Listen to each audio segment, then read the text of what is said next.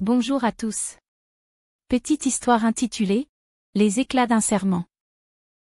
Chapitre 4, là où s'efface la colère. Le lendemain, Ludo se leva tôt. Il ne réveilla pas Luna. Sur la table, il laissa un mot bref, « Je reviens ». Il longea le lac, puis s'enfonça dans les bois, il ne fuyait pas. Il tentait de comprendre. De ressentir.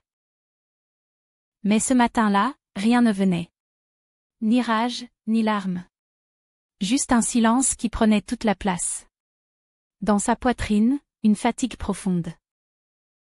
Pas contre elle. Contre ce qu'ils étaient devenus. Il s'assit sur un tronc renversé, leva les yeux, et murmura « Pourquoi, Luna ?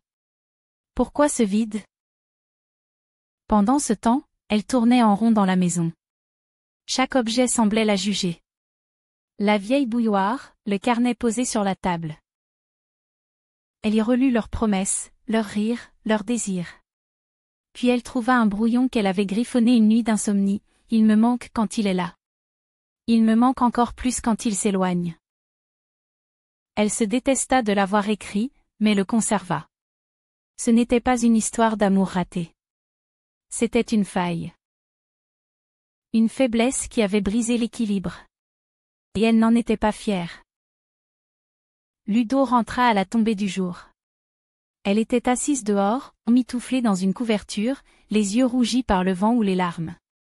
Il s'assit à côté d'elle. Pas trop près. Elle parla la première.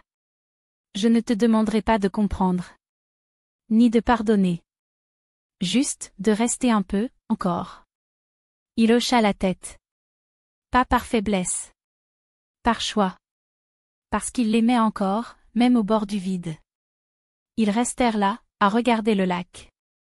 Les mots viendraient plus tard, ou peut-être jamais. Mais le silence entre eux, ce soir-là, n'était plus une blessure. C'était un pont fragile, jeté entre deux douleurs. Au milieu de la nuit, elle vint le rejoindre dans le salon. Elle s'allongea près de lui, sans parler. Il l'enlaça. Pas pour oublier. Pas pour effacer. Mais pour dire, je suis encore là. Les gestes tendres revenaient, mais plus lents, plus hésitants. La main qui effleure les cheveux. L'amour n'était plus une évidence, mais une reconstruction. Une lente remontée depuis l'ombre. Et dans cette nuit-là, quelque chose se remit à battre. Une lumière douce, vacillante. Mais vivante.